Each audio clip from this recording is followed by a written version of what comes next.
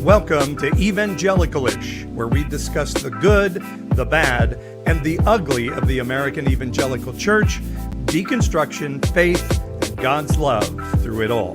Remember, if you're listening to this podcast on Apple, Spotify, or any of your favorite podcast platforms, let us invite you to join the live interactive recording most Wednesday nights at 9 p.m. Eastern, 6 p.m. Pacific on the Evangelicalish YouTube channel. Now to this episode of Evangelical-ish. All right, good morning, everyone, and afternoon for some of you, like April. Yes. Good to have you all with us today for Evangelical-ish. We're going to have to change that open because we're not doing the show most Wednesdays at 9 and 6, but moving it around a little bit. So always remember on our socials, we'll let you know what time we're going to do the live stream. If you want to join us on the live stream, which is super fun because people have lots of comments with each other around, or you can listen on your favorite pod app. And you can go to evangelicalish.com, and our schedule page there will tell you what time we're going to be doing the live stream as well. And also while you're there, go ahead and sign up at that $4.99 a month to just help pay the expenses here of Evangelicalish and keep us rocking and rolling. And thanks to Jill Sean, who did sign up and sent us a recording of her name, which we're going to use in some fun way in the near future for our subscribers.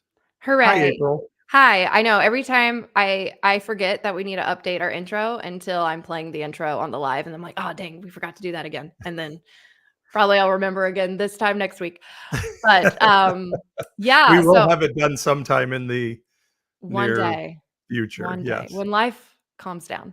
But when the Lord allows. If the Lord tarry, give us the time to change it. And apparently he did tarry through the eclipse, so we're still it's true. Here.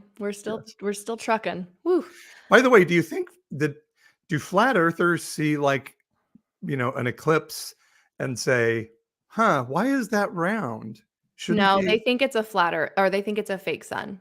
I know this because I've had run-ins with them.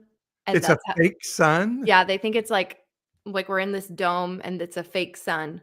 Like everything from NASA is arbitrary and fake. Okay. All right. It doesn't make sense, to be fair, but that was a reason I saw.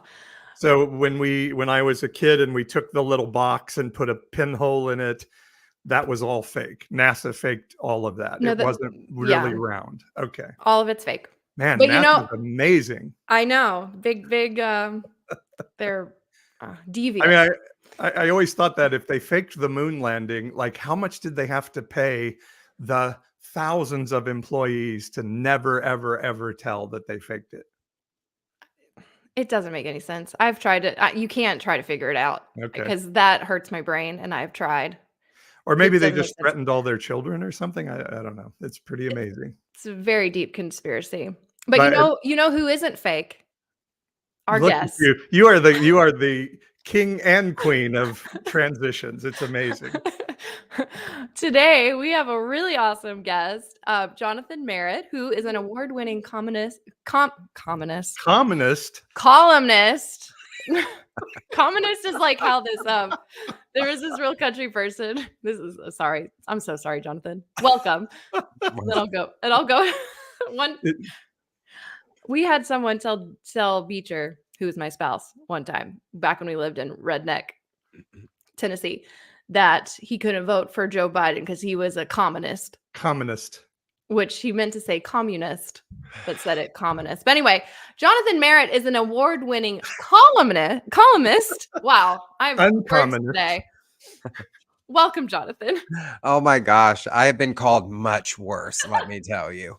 At least you don't have to bleep that one out. So thanks for having me on. You're a journalist, you're an author. You just wrote a new book called My Gunkle and Me, which I have here. It's a children's book, and I absolutely love it because my daughters have a gunkle because one of my brothers is gay. And so it's been especially special reading with them. So welcome. I'm so excited to have you. Oh my gosh, it's I'm glad to be on and finally see you guys in person. I mean, I've followed you and I've followed everything that you've been doing for a long, long time. I reposted one of your videos once and it got like the most views of anything I'd posted in a long time. And I was like, oh my gosh, April's going to make me famous. So it's good to be with you. Well, yeah. Well, thank you. We're happy. I'm happy to have you here. I've also been a longtime fan. My brother, the Gunkle that I mentioned, has been sharing your stuff with me for years. Oh my gosh. So I love it. I love it. It's a family affair. Family affair. Absolutely. So I have there's so much we could talk about with this. But so you just wrote a children's book called My Gunkle and Me about being a gunkle yourself, which for those who don't know is just a short way of saying gay uncle. Yeah. That's right. Yeah. That's an easy one. That's not, it doesn't require much explanation. Yeah. No, it doesn't. But just in case there are flat earthers out there. And so you went, I know some of your story, but I would love to hear some of your background because obviously you are out and proud now and are writing children's books about being a gunkle and how amazing that is. But I know that at one point you were not out and you were publicly outed, right? Like not your choice in the matter. So tell us a little bit about your background and how did you get to where you are today? Yeah, I was raised evangelical-ish. I was raised like the most evangelical of any evangelical I know. I was raised by an evangelical megachurch pastor who is a televangelist. So very much a kind of a TV preacher household. My dad was president of the Southern Baptist Convention. And so when I was growing up, like that Southern Baptist world was like my world. And I was deep, deep in it. Jerry Falwell was a very good family friend. He convinced me to attend his Liberty University. My dad was in the Oval Office after 9/11 and is credited with being the one who gave George W. Bush the idea that he was ordained by God to litigate the war on terror.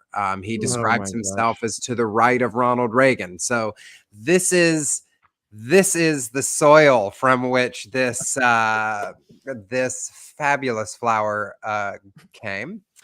And when I was 29, I had really begun to kind of come face to face with a thing that I hadn't even given myself space or time to think about, which is like, what's my sexual orientation? What's my sexual identity? And, it's not like people will say like, how old were you when you knew you were gay? And I don't even think that I felt safe enough inside my own body and inside my own mind to think in those terms.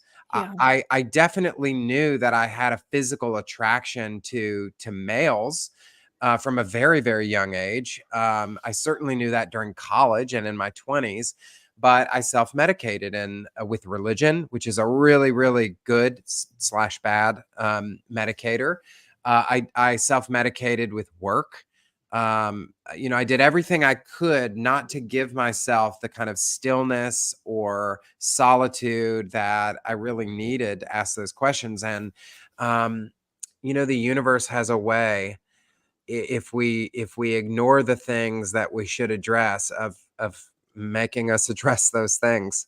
And in just shy of my 30th birthday, someone that I had considered to be a friend who was not a friend decided to engage in what I call an act of narrative robbery. So I had my story stolen, and then it was told by someone else in a way that I don't think I would have told it then or now. It was sort of a kind of a mix of fact and fiction, and it left me really reeling. And I'm lucky to be alive. I will tell you, I had very dark moments, very, very dark moments in the aftermath of that, and it sent me on a journey for about a year. A journey that included a lot of therapy. I had never done therapy before, but a lot of therapy with an amazing, amazing therapist who was both a Christian and also not a bigot. And so, which is really hard to find. Rare combo, yes. Rare combo, and helped me to understand like this is who I was. And so I moved a year later. I left that church, that community. I moved to New York City, where I live now, and I began a really long journey to self-acceptance that took several years. And that all happened in 2012, which feels like not that long ago to me. So the journey from that to writing this book is just like, it's astounding. It's a testament that there truly is good in the world. Yeah. How has been, go ahead, Paul. I would say I don't mean to interrupt. Did you know the outing was coming, or did all of a sudden it just hit the public? And you were of course your father was famous, but you were somewhat known as well. And yeah, that had to be very traumatic. So you did not know that it was coming. All of a sudden it was just out there. That's right. There was no warning. I just I woke up one morning, and I was a part-time teaching pastor at my dad's church. I was also sort of taking off as a writer, a Christian writer, and kind of voice in my own right, and had written a couple of books at the time, and was under contract for a third book. And I was getting up to work on a sermon, because when my dad was out of town in the summers, I would preach. So I was preparing a sermon on Job, ironically enough, and opened my computer, and I looked at, it said Google alerts, and the title, was like Jonathan Merritt come out. And I went to my room, and I did the thing that made the most sense. I retrieved an emergency pack of Marlboro Lights from my bedside table, and I went back to my back porch, and I smoked 2 long cigarettes. And I thought, I am enjoying the final moments of a life that I will never know again. When I walk back in there, and I embrace whatever is coming, this is over. This life, this person, this career, these relationships, perhaps with my family, with many of my friends, which turned out to be true. People will walk away and never come back.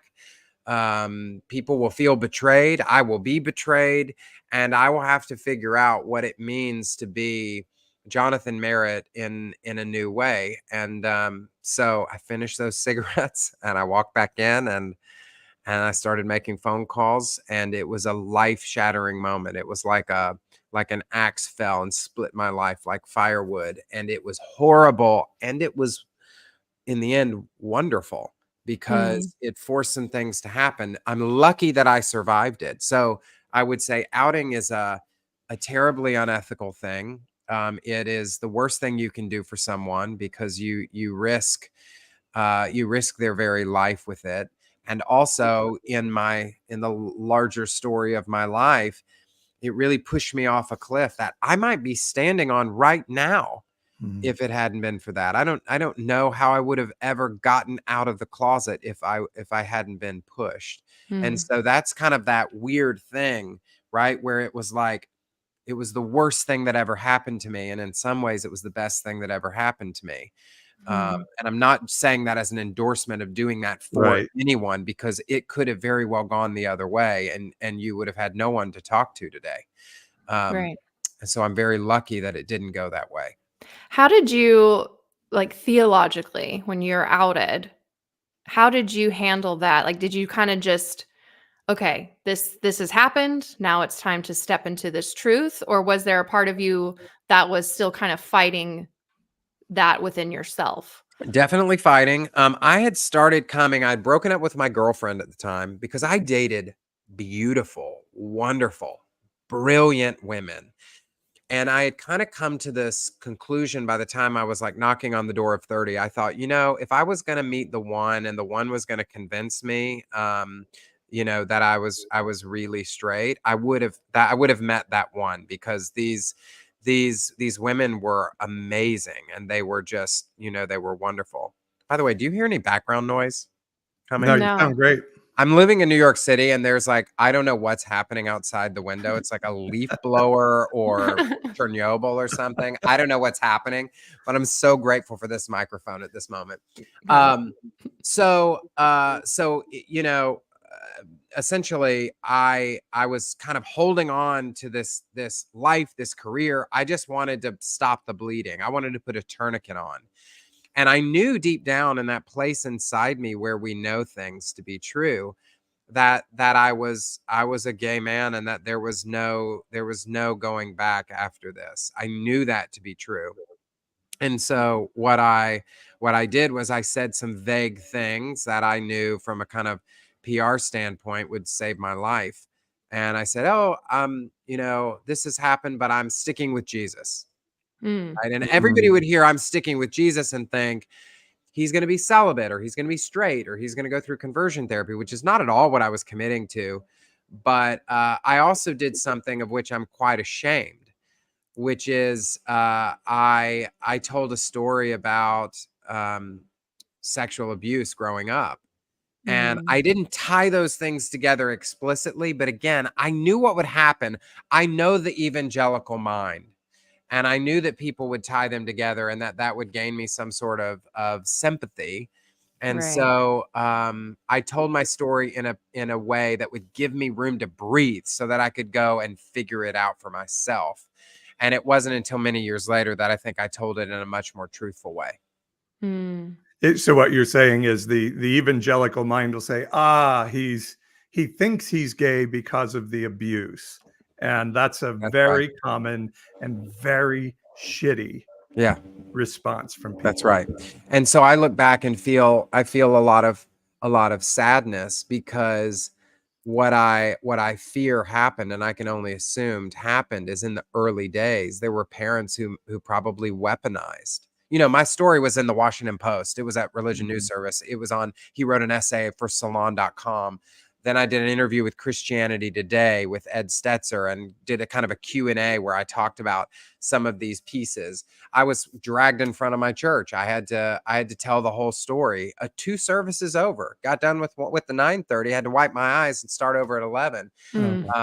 Told the story, and then had to, listen to my dad give a sermon on the adulterous woman. So you can imagine, I was not making good decisions. Oh, When you are in that, understandable in the I made really, really bad decisions. And also, I think looking back, I feel so sad for the ways that my emotional trauma and my panic in that moment allowed me to be conscripted into a storyline that has been weaponized against LGBTQ people by their evangelical parents for a very long time. And I'm sure that happened. And it's one of the saddest things of my whole life.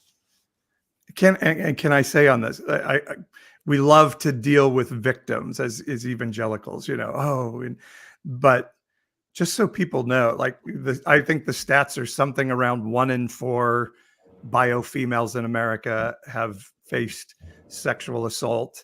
1 in 6 males. That's a huge percentage of the American population, and not even close to a large percentage of those are gay.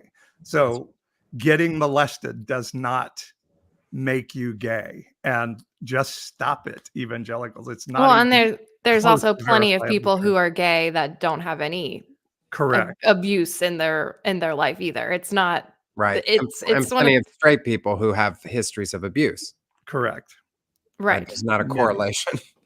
Right. It's like people that try to say that the earthquake in New Jersey that happened a few weeks ago was God's judgment over the Trump trials. Like, causation and correlation are 2 different things. Right. That's right. If that was a punishment, that was a very mild one. God sort of missed It was the a little mark slap on the wrist. Yeah. Yeah, I know. I had toothpaste. I had toothpaste fall out of my cabinet. So Oh Oh, no. well, see, that's punishment. I'll take that all day long. It's so true. And I really appreciate you sharing that story. And, people sometimes will make a joke about, oh, this congressman, wink, wink, we all know that stuff is really harmful. I keep trying to tell Christian people, like, you're putting lives in danger with your theology and the way you handle this. And we ought to at least think about what we're doing when people actually die from this stuff. It's terrible. Well, what had precipitated it, which is sort of interesting, because sort of the loophole for many people in the gay community is, well, if somebody is actively harming the gay community, then it's justified that you could out that person, which I'm not, I won't debate that one way or the other. I obviously am very biased, having gone through this myself. So I'm biased towards saying this is a terrible, awful, horrible, no good thing. However, I had written an article. You remember there was the Chick-fil-A controversy. Yep. And I had written an article for the Atlantic, and it was called "In Defense of Eating Chick-fil-A," which is, strangely enough, I still stand behind today. And the idea of it was, I said in there, this has nothing to do with my views on gay marriage. I'm making an argument on the economics of boycott culture. And what I knew would happen in that scenario is this teeny tiny population of gay people would be like, don't eat Chick-fil-A. And this massive movement of Christians would fill those drive-through lines in a counter protest, and money would rain on that organization. Okay, I see. I did it. I see that hand. I see that hand. I know. I was one of those Christians that was like, we must support Chick-fil-A. And like the lines were so long when that happened. Yep. Oh my God. You know, my last girlfriend that I mentioned worked at Chick-fil-A's headquarters. She was like a marketing something. And she told me the number at the time, the number of millions of dollars they made off of the LGBTQ protest. And so that was the argument I was making. And I was just saying, look, if you don't want to eat it, you don't have to eat it. If you want to eat it, eat it. They have great chicken sandwiches. Their politics aside, like whatever you want to do, do it. But be really careful about the economics. And so this person had read that article and said, okay, now you're a part of this oppressive culture. And so now it's justified to do this thing. But I'm just naming something so that you have the full story there. You can go read the article right now. It's not an anti-gay article, but it is interesting sometimes the logic that can be used, back to Paul, your statement there, the logic that can be used when someone is in a particular position where somebody goes, okay, if I can somehow argue that you're harmful in this way, then I can harm you in this way, and it's justified. And I think that's a really dangerous place to be in, because it's really easy to justify, like in my case, where you can sort of create a specious argument, and then you've got a loophole to do really, really terrible things. And next thing you know, somebody has died because this happens. I mean, queer people are killing themselves every single day because of this sort of thing. And so we have to be really careful, I think. And that's such a great point, but I'm still not going to go to Hobby Lobby. Please don't. My skin crawls every time I drive by the place. I would argue that just for the sheer the value I place on your aesthetic. Please don't go to Hobby Lobby. Like those cheap like Chinese made Christian trinkets. You do not need those in your home, please, for your own sake, for you and your household's sake. It is like walking through, you get whiplash though, because you'll see like love thy neighbor right next to like stop or I'll shoot. Like there's like gun stuff, and there's like someone on TikTok has like a series where they would go into Hobby Lobby and just leave like pride flags or like pride flag mugs and just stuff throughout just to mess with people. And that's like one of my favorite things. Oh my God, I love that. Or they'll get the bumper sticker that says heaven has closed borders and a severe immigration policy, or something. So like that. yeah, good old Hobby Lobby. So how did your family and your dad respond when you were outed, and with your journey since? Like, how's that relationship been? As much as my parents hated Bill Clinton as a president, I think they really love a policy of don't ask, don't tell. And they really love the brilliance of that if you don't talk about it, it doesn't exist. And so initially that was exactly what we did. I mean, it was amazing. It's like I went up on this stage at church. We did this little, song and dance, and we were like, okay, the bomb is diffused. I went away on a trip and took a month off of work and started doing therapy. And when I came back, nobody talked about it. It was as if it never happened. It was, yeah. I mean, in some ways, it's just like, it's just sort of mind blowing. The idea that we could just take all of that and sweep it under the rug and pretend that it didn't happen. It was really mind-blowing. And I would say it took I then moved to New York. I'm trying to I'm starting to write about these things. I mean, in public, I'm obviously very much sort of pro-gay marriage, and I'm writing against conversion therapy. And as a columnist, I'm writing very progressive things. I mean, I'm writing against Hobby Lobby. I'm writing against all of these things, right? And it's very clear I'm writing from a left of center position on these social issues. And theologically, you could sort of connect the dots, but my parents just wouldn't talk about it. And so it wasn't until many years later where I finally had to blow the whistle and say, if we are going to have any kind of relationship based on authenticity, we have to figure out how to say the things that we're not saying. And we began to have those conversations about who I am and how I identified, and what words were helpful to use and what words were really not helpful to use, and what it meant to engage each other in a mutual respect, even though we had such deep disagreements, and how we created boundaries, and what would happen if and when I had a partner and there was a holiday. These kinds of conversations were just not being had. And so I had to initiate an intentional process of doing that. But it took me many years to even build that courage up. In some ways, that don't ask, don't tell policy, in some ways, was a gift because I could breathe. Yeah. And I didn't feel I was having to figure out who am I, and what is it going to be like to fall in love, and what is it going to be like to I had to go through all of that myself. I'm 30 years old at this point. I'm 31 years old. I live in New York City. I'm having all of these kinds of experiences and conversations for the first time, and it was kind of nice not to have to deal with that elephant in the room with my parents.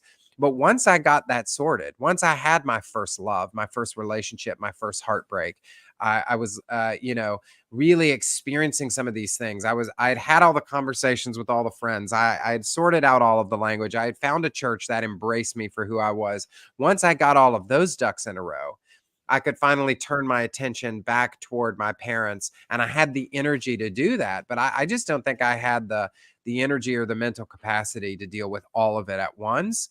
And so again, it's like what's good, what's bad. The lines can be so blurred in these really messy situations. It was a real gift that they gave me that space in their own inability to deal with the situation.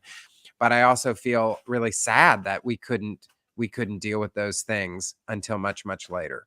Do you have a relationship with them now? Yeah, funny thing, we actually have a great relationship, but it has been work. Yeah.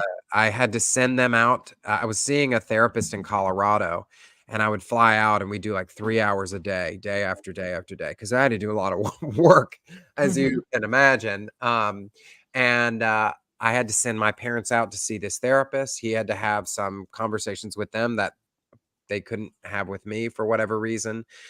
We had to do a kind of series of Zoom calls that even continued through the pandemic, where we had to kind of draw some boundaries and just sort of have conversations about, I remember the first time I brought it up to my dad, and he said it very matter of fact, but he was like, "We love you. You're always going to be our son. You're always welcome in our home. I mean, if you get a partner, well, they wouldn't be welcome here for Christmas, but you could come." And I was like, it was just like Beetlejuice's head, Yeah. wait, you just sort of can we put the car in park? What just happened? And so we had to really work through that. And then my dad was finally kind of came back and said, "Hey, because I said, if my partner couldn't come home, I wouldn't come home." And he's like, and then his head spinning like Beetlejuice, right? So he's going "What do you mean you wouldn't come home?" And I said, "Well, you know how your dad was a racist?" And he's like, "Well, I mean, he was prejudiced." And I was like, no. He used the N-word. This guy was a racist. I love my grandfather, and also he was a racist, right? So I'm like, imagine if mom had been a black woman and not a white woman, and Papa had said, "Well, you're welcome at our home, but Teresa isn't welcome." How often do you think our family would have been visiting Mem and Papa? And he kind of looked at the floor and he said, probably not that much. And I said, probably I wouldn't either. Mm. And so it took him a few weeks, and he kind of circled back around and said, hey, I was wrong about that. Your partner would be welcome just like you, et cetera, et cetera, et cetera. And, he has not converted theologically, but people are capable of a profound amount of change, much more than we give them credit for, much more. And what I've learned is I do not have the power to police somebody's beliefs. I Yeah. don't. I can't make you believe or not believe. And by the way, if I can convince you, if I can argue into a certain way of believing, somebody else can argue you out of that way. So it's not durable. But what I can do is I can police your behaviors. I can police the way that you treat me, that to ensure that you treat me with kindness and respect, that you use language that is respectful and that is kind and that acknowledges the reality that I'm living in. I can police those things. And so what I have done is, it's like the serenity prayer, like, God, help me to let go of the things I can't change. So I am no longer concerned with what my parents believe, but I am intimately involved with the way my parents behave. And that has made our relationship now possible in a way that I don't think that a relationship would have been possible if I had just said, you know what, until you're able to say that God thinks X, Y, and Z, what do I care about what mythologies they accept or don't accept? What I do know is that from a psychological standpoint, this is a primal relationship. We are deeply tied to each other. There are things that I need if I can gain those things from you before you pass on from this life to whatever comes next. And so if I can create a boundaried relationship where I feel safe and you're respecting me, then within the bounds of that relationship, then we can have something that I would call healthy. And that's been the perspective that I've adopted since then. But it was a long, long road to get there. I think that's beautiful. And correct me if I'm wrong, but I think your dad has received some flack from some people in the SBC for like not cutting you off, or I guess not, or for being too nice. Yeah. For loving his son. That's Yeah. if you want to know just how the moral majority in this country is, look at how they love or don't love their queer children. You'll learn a lot. You'll learn a lot real fast. And so what really the tipping point in this, and I think maybe an eye-opening moment for my dad, who has lost speaking engagements, he's lost all kinds of business opportunities, lost a couple of church members. I mean, church members who we knew for 20 years, over simply saying, I love my son and I'm not going to cut off my son. But it came to a tipping point a few Thanksgivings ago when I preached a sermon at my church. I'm an elder at a church here in New York City, called Good Shepherd, New York. And I preached a sermon there. And I sent it to my dad and I said, hey, it didn't have anything controversial in it at all. And I said, I'd love if you give this a listen. It's a way we could kind of connect. I said, I'd love you give this a listen and let me know like what you think of like my style and my communication skills. You've been doing this a long time. I thought this will be kind of a moment we can connect over something he knows that I know, etc. So I sent it to my dad, and my dad, maybe good natured or maybe a little naively, just said, I love this sermon. And without thinking, he posted it on Twitter and he recommended it to people. And he said, I really love this sermon from my son. He called it gospel centered or something. And I recommend that you give it a listen. And there was a tidal wave. Yeah, I remember this. I saw this happen on Twitter. And so he ended up, there were news articles about it. There was the Conservative Baptist Fellowship or whatever it's called, the conservative offshoot, put together a signing statement condemning him. He was a visiting preaching professor at Southeastern Seminary, where I went for my Master of Divinity. He had to resign that position. Wow. So it was really unbelievable. The idea that now it's not just an abomination that a gay person exists, right, in the world, But like if they even open their mouth, anything that comes out is trash. It's worthless. It's impure. It's poison. It's toxic. And then, this is the way fundamentalism works, right? You have to cut off the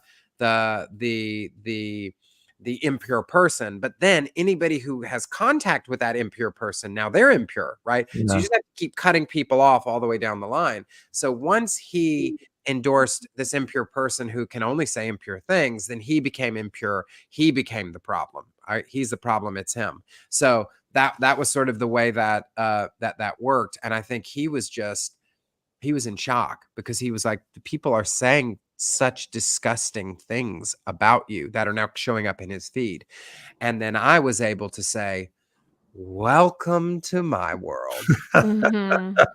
Because I have to deal with this crap every single day on Twitter. They're always showing up in my feed.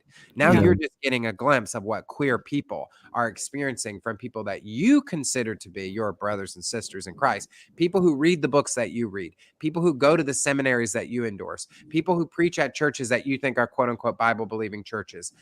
This is the fruit that's produced from that root. So now you go and draw whatever conclusions you will. That is the fruit of that theology. That's so right on. And I read in the Bible where the religious guys went to Jesus one day and said, so we're right to say you have a demon and are a Samaritan, right? And Christians love this go and sin no more version of Jesus, but never see that religious people went to Jesus and said, so you're a sinner and you're demon possessed. Right. And that means he was doing something that really irritated them, and he was friends with people he shouldn't have been friends with. And I just say, if no Christian is ever telling you you're a sinner, right? Like you hang out with sinners, then you're probably not really following Christ. So I'm proud of your parents in a lot of ways, and I think your bravery provided the safety for that, but that they've stayed in relationship and not cut you off and have had to take blowback themselves, even though I completely disagree with their theology. I think that's a beautiful story. There's I remember one time I went to, I'm a big fan of Onsite, which, a lot of like Christian writers, speakers, whatever, end up going to for some reason, but it's kind of it's not religious, but it's spiritual, kind of like AA, right? You talk about higher power or whatever, but it's a little center in Nashville where you do really intensive therapy. And I had a breakdown in December of 2019, right about the time I was like, we have to start talking about some of these things. I mentioned that a little earlier. And so I went away to Onsite, and in my parents' defense, I said, you're paying for this. And they were like, okay, we'll pay for it. So I went away, and I was there, and I'll never forget, my therapist there did something where I was really dealing with a lot of stuff with my parents. And she used props, because we would do psychodrama, like group therapy in the afternoons. In the morning, it was like, different exercise and things. In the afternoon, you do this like psychodrama and group therapy. And so I was sort of working through some of my stuff with this group, and she went back into her like little prop closet, and she came back with a piece of poster board, and she threw it on the ground. And she said, this poster board represents all the ways you want to be loved by your parents. And then she walked back to her closet, and she came back with a piece of notebook paper, and she put it right in the middle. And she said, this notebook paper represents all the ways your parents are capable of loving you. So if you can accept that now, Jonathan, you have a choice. You can leave Onsite, and you can go back, and you can spend the rest of your life trying to stretch that notebook paper to the ends of that poster board, and it will never happen. And you will tatter and tear that piece of paper till the day you die or the day they die. Or you can accept this reality, and you can create within the boundaries of what is possible in that limited relationship. You can create the most beautiful thing that's possible.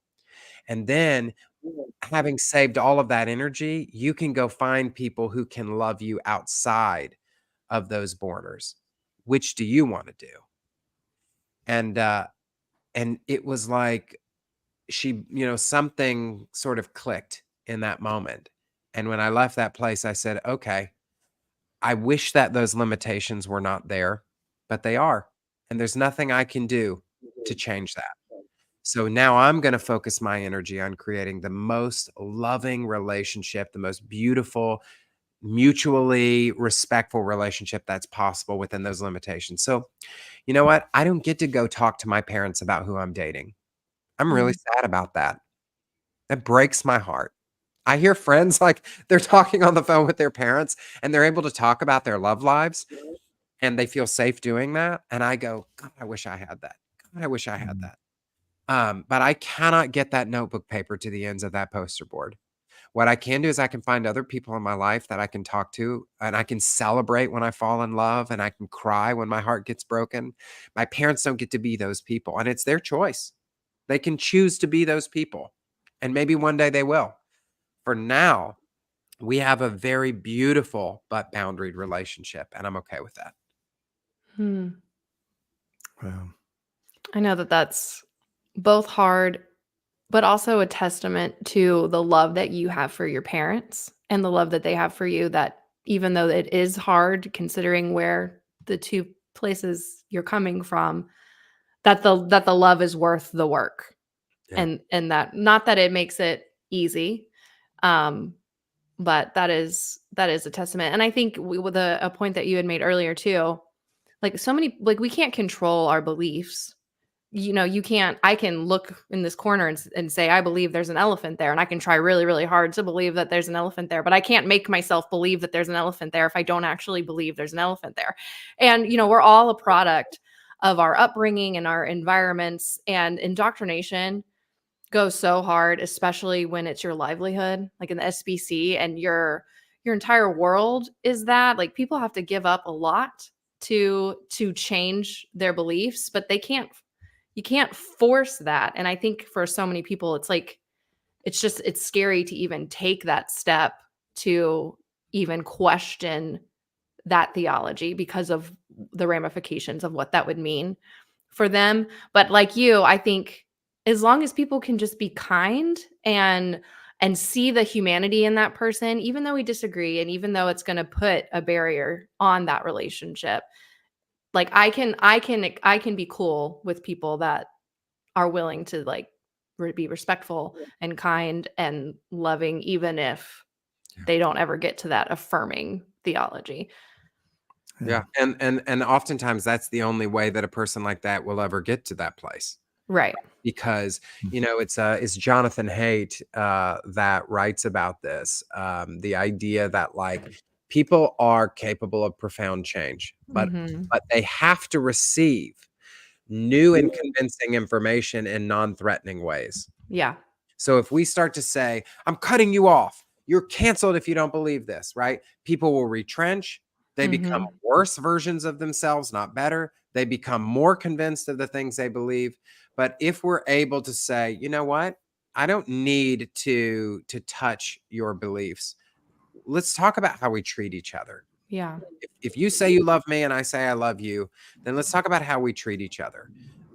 You know, I believe I may believe my dad is a fundamentalist, but I'm not going to go to his face and go, "You're just such a fundamentalist," because he doesn't call himself a fundamentalist, right? So even though I think he fits that definition based on what he believes, that's not how he self-identifies. Okay, you want me to call you an evangelical instead? Great, I can do that, right? I don't need you to call me same-sex attracted. That's just not going to work for me. All right. Right. I identify as gay. That's the word we're going to use. You can call me by the word that I choose to identify with, and I'm happy to call you by the word you choose to identify with. And if we're able to, like, it works both ways. If we're able to kind of learn to build these bridges, and by the way, not every parent, and I should say this because this has to be clear, not every parent is willing or capable of these sorts of things. I in this sense, I have extraordinary parents. And there are other parents where that notebook paper is a sticky note or it doesn't exist. It's not possible. And in those cases, you have to make other decisions. So I'm not saying that the way that I have worked, I can only tell you about my relationship with my parents. Right. I'm not transferring that on to anyone else and saying what's possible for me is possible for you. or what I'm doing is the best way for you to do whatever you're doing. But I'm saying in my relationship with my parents, this has worked really, really well. And that may not be true for a lot of people listening to this. Yeah, I think that's really important to tell people. Some people you just have to cut out of your life. And, I had to tell my father, you don't get to tell me I'm going to hell anymore. And when he continued to do so, I finally had to say, okay, this impacts our relationship. So that's okay. But I do want to get to the book. This is My Gunkle and Me. So what made you decide to become a children's book writer? Well, among the many hats I wear, I'm a literary agent. And so I had started selling children's books on a whim. In fact, the agency I work for was like, that's the one thing we don't do. And I was like, congratulations, now you do. I started I took a class on children's books. I went out and started finding children's book writers and representing them. And in the process, I kind of recovered something. It was like I was reminded of something I forgot, and how much I loved children's books when I was a kid. And so we were having a happy hour here. We have a happy hour every Friday in the little commune where I live in New York City. And a friend of mine, Shauna, I said to her, hey, I think I want to write a children's book. And she goes, oh, wow. She goes, well, what would you write it about? And I said, well, that's the thing. I don't know. And she's like, the advice you're going to get from writers is write what you know. And she said, well, why don't you write about being a Guncle? And it was like she blew on this ember, and it became a flame. And it was the only thing I could think of from that point on. So the next day I got up, I went down to a coffee shop, I put all of my other work on the back burner. And for the next probably month, this manuscript was all I could write about. The reason she suggested that is because in this little kind of commune setting, I live on a seminary campus. That's a little closed Episcopal seminary. And I live alongside these families, and moved here right before the pandemic in 2019. And the most amazing thing happened, because knowing now, the way I was raised with an assumption. And that assumption said that non-straight people of any other identity, right? Trans, gay, lesbian, non-binary, any other identity, they're a threat. They're a threat to the families. They're a threat both to the lowercase f family, like don't let them in, don't let them around your children. They're also a threat to the capital F family. They're destroying the traditional family, right? So the worst thing you could do was have a person like me around a family. I mean, only bad things could happen. And I don't believe that consciously, but it's amazing how those beliefs lodge inside of you. And it's like the old cassette tape playing in the background, and you don't even realize it. And so you have all these assumptions about who you are and what you should or shouldn't do. And so people would say things like, hey, my son is wrestling with this thing, and we think you should talk to him about it. Do you want to go take him to coffee or for a walk around the block? And I'd be like, you want me to hang out with your child? Me to hang out with your child? Is this okay? Is this acceptable? Is this appropriate? But I was living within and alongside these families. And, it was a transformative experience, because they would say, this is our table, and this is your seat at our table. And this is not just a normal seat. This is an honored seat, because you have things to give this family we can't give. And so you're not just welcomed here, but you're valued, you're celebrated, and you're honored. And that's why I think it's important to say this character here is not just an uncle, but a Guncle. That there is something different, that the way that our life experiences shape us, make us so profoundly unique, and give us a unique set of gifts to give to families. So if you don't have a Guncle in your family, or a queer aunts, or a non-binary cousin, go out and find those people and incorporate them into your family life, because they have gifts to give that you cannot give. And it radically changed my life. And so this book is a story about a kid named Henry who's struggling at school and feels like he doesn't fit in. And he has a visit from his Guncle, this sort of fabulous relative who comes to visit with his dog, Jimmy Choo, in tow. And through this experience, this visit with his Guncle, he sort of is taught and sees that what makes us different is our gift to the world. It's what makes us special. And the book sort of ends with Henry's epiphany that what makes him different is not a liability. It's not a Mhm. it's not something to be buried or put away or to pretend it doesn't exist. It's something to be embraced because it's the thing that makes you you. It's really good. I read it to my 5-year-old earlier, and it's kid approved.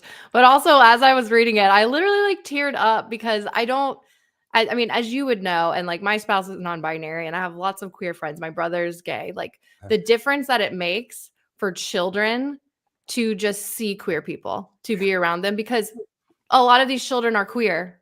They just, they're going to realize that one day. And, like when I was growing up, if someone came out of the closet, we never saw them again. Yeah. It was just like this shunning. So I didn't know any queer people. I didn't know any gay people or non-binary people or trans people, because if you came out, you were just gone. So that just taught me, oh, if you are queer, then you're abandoned. You don't have family anymore. And I think it's so beautiful to show another alternative story, not only that you can grow up and have this beautiful community and surrounded by love, but also to the kids that might have to stay in the closet because they're in families like we all grew up in, that there's hope. Yeah, and I think that's, children cannot be what they do not see. And I had a crisis when I started to turn 40 because I thought being gay was something that like college people worked out. That's what I Mhm. thought growing up. I didn't have a vision for being a middle-aged man who's gay. So I had a really kind of unique midlife crisis because I was like, what do I do? How do I like exist in this world? Because I've never known it. I never knew anyone growing up who was like a middle-aged queer person. Certainly Mhm. not one that was like married or had a family or was like, right. It was like, I had these images of people with like heroin needles and like dying of AIDS. And those were kind of the stories that I was given. And I have long understood that the world that we will create is largely a result of the stories that we choose to tell our children. And if we want to create a world that is kind and compassionate and inclusive, then these are exactly the kinds of stories we need to tell. And those are exactly the kinds of stories that are right now being met with fear and trepidation and resistance. And so that's why I think for this book, I always tell people, I'm like, please go out and buy like a stack of these books, not because I'm going to make a bunch of money off of it. Nobody gets rich off being an author. Well, some people get rich off. I'm not getting rich off being an author. A very small Right. percentage. Yeah. But that the way that we prove that these stories should exist, unfortunately, in a capitalistic society is by buying them and showing publishers that there's a market for them, that if they take the risk that is entailed in this, that risk will pay off because people will show up and they'll buy these stories and they will read them to their children and they will post them on social media. And that's the way that we sort of build the world that we want to see. And, in this book, I am sort of the Guncle. I'm also Henry. It's Yeah. almost like future me is speaking back to a past me to tell him what he needed to hear. And what Mhm. I'm hoping is that there are going to be a lot of little Jonathans out there who are still of that age, who they will be able to see what maybe they will one day be. Maybe they'll embrace. By the way, Henry in this book is not identified as queer or anything. He likes digging for worms, and he thinks math homework's fun, and he dresses weird. That's it. No, there are no sexualized characters. It's not a scary book. It simply is a book about two people who exist in a world where there are gay uncles. Yeah. And unless you have a problem with that, right, you really shouldn't have a problem with this book. I think it's a beautiful book and exactly the kind of story that we need to be telling our children. Well, we know you have a hard stop and we need to get out of the show. So tell us where people can find the book and find you. And also, Peggy in the live stream chat here has asked, has your book been banned?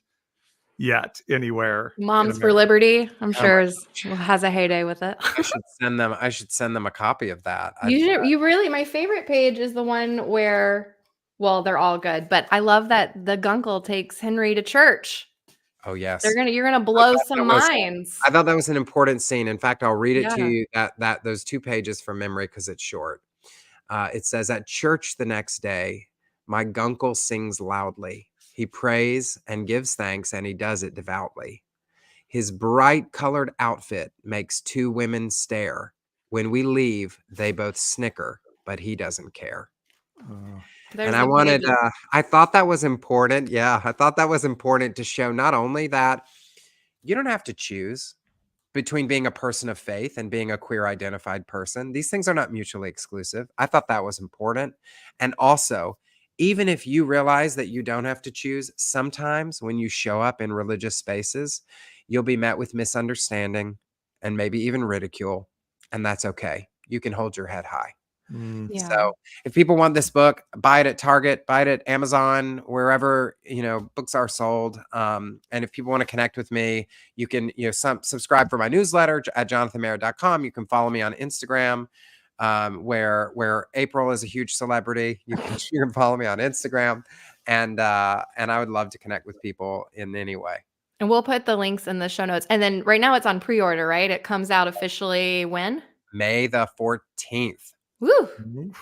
Coming up. Perfect. Yeah, and I'm serious. I highly recommend this book. It's super cute. The illustrations are great, and the writing is lovely and beautiful, and highly recommend. Oh, thank you. Well, Jonathan, thanks for sharing your story with us. It's a beautiful one. It's a painful one, but important one. And so thank you for bravely sharing it and walking it out. Oh my gosh, thank you so much, Paul. April, thanks for having me on. I appreciate it. Yep. All right, everyone. We will be back maybe next week. Just follow us on socials. We'll let you know. TBD. We'll talk to you next time. And we'll let you know what time. And thanks for following us around. All right. Take care, everyone.